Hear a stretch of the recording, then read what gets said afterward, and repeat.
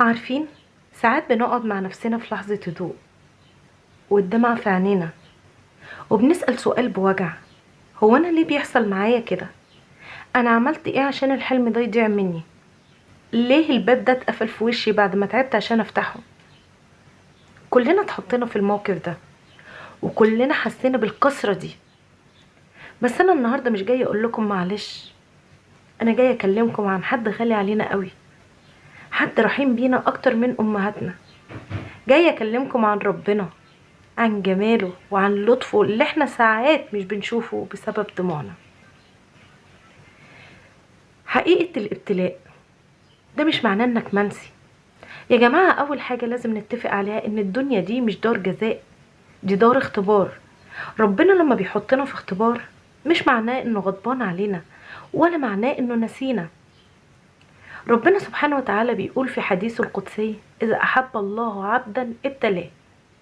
يعني الابتلاء ده في اصله رسالة حب، علامة ان ربنا ملتفت ليك وعايز يسمع صوتك وانت بتقول يا رب.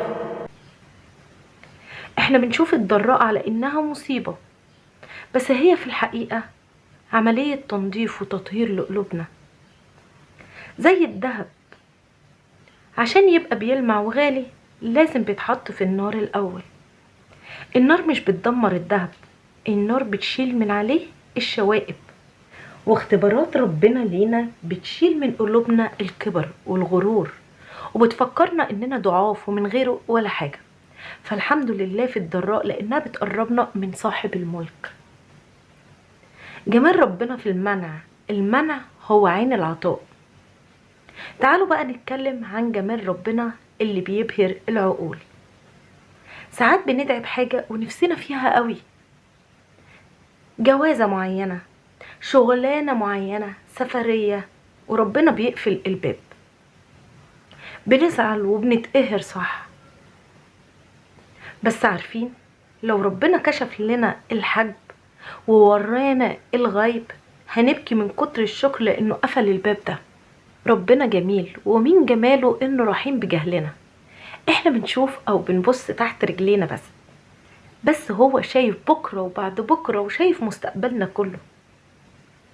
ربنا احيانا بيحرمنا من حاجة بنموت عليها، مش بخل، حاشا لله، وهو الوهاب، بس عشان الحاجة دي فيها شر مستخبي احنا مش شايفينه. المنع من ربنا هو في الحقيقة عين العطاء. هو بيحوش عنك سهم كان هيسيب قلبك ويقتلك، وانت او انتي زعلان عشان السهم ده ما جاش فيك. بص يا ستي او بص يا سيدي، اعتبروا المنع ده حصانة ودروع حماية من رب العالمين. لما ربنا يقولك لأ على حاجة انت عايزها، هو بيقولك انا شايلك حاجة احسن، حاجة تليق بكرمي مش بطلبك انت. طب خلوني احكي لكم حكاية صغيرة تبين لكم المعنى ده. كان في سفينة فيها ركاب غرقت في البحر ومنجيش منها غير راجل واحد بس. الموج خده ورماه على جزيرة مهجورة ما فيهاش اي حد. الراجل ده قعد يدعي ربنا ينقذه، وعشان يحمي نفسه من المطر والحيوانات بنى كوخ صغير من الخشب وحط فيه الكام حاجة اللي طلع بيهم من السفينة. وفي يوم وهو بيدور على أكل رجع لقى الكوخ بتاعه كله بيتحرق والنار طالعة منه للسما. الراجل صرخ وبكى وقال: يا رب، حتى الكوخ الصغير اللي بيحميني حرقتهولي، ليه يا رب بيحصل معايا كده؟ ونام وهو مقهور. تاني يوم الصبح صحي على صوت سفينة إنقاذ بتقرب من الجزيرة. لما طلع معاهم سأل القبطان: انتم عرفتم مكاني ازاي؟ القبطان قال له: احنا شفنا اشارة الدخان والنار اللي انت ولعتها، فعرفنا ان في حد بيستغيث. شفتوا الجمال؟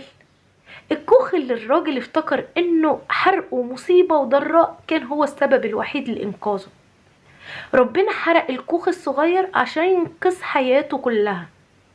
هي دي تدابير ربنا، بياخد منك الصغير عشان يديك الكبير، بيحطك في الضراء عشان يوصلك لبر الأمان. عشان كده رسالتي ليكم النهاردة: احمد ربنا على السراء والضراء. في السراء اوعوا تنسوا المنعم، اوعوا تقولوا ده بذكائي وشطارتي، قولوا هذا من فضل ربي. الشكر بيدوم النعمة وبيزيدها. وفي الضراء اوعوا تسخطوا، اوعوا تقولوا اشمعنى انا، قولوا الحمد لله، انا راضي يا رب، وانا عارف انك جميل ومش هتعمل فيا غير الجميل. افتكروا دايما ان العوض قادم، وربنا لما بيعوض بيدهش، بيعوضك بصبرك، وبيعوضك بقلب راضي، وبيعوضك بفرحة تنسيك كل ليلة نمت فيها ودمعتك على خدك. العوض جاي والخير مخبى، بس مستني منك كلمة واحدة طالعة من يقين: الحمد لله. وفي نهاية الكلام تعالوا ندعي مع بعض: اللهم يا جميل الصنع، يا لطيف بالعباد، اجعلنا ممن يثقون في تدبيرك ويرضون بقضائك. اللهم إن كان في قلوبنا حزن على ما فات فأبدله رضا وفرح بما هو آت. ارزقنا شكر السراء وصبر الضراء، واجعل عاقبة أمورنا كلها خيرا. يا رب عوضنا عوضا يليك بكرمك العظيم. اطمنوا، ربنا جميل ومستحيل يكسر قلب لجأ ليه. أشوفكم على خير، والسلام عليكم ورحمة الله وبركاته.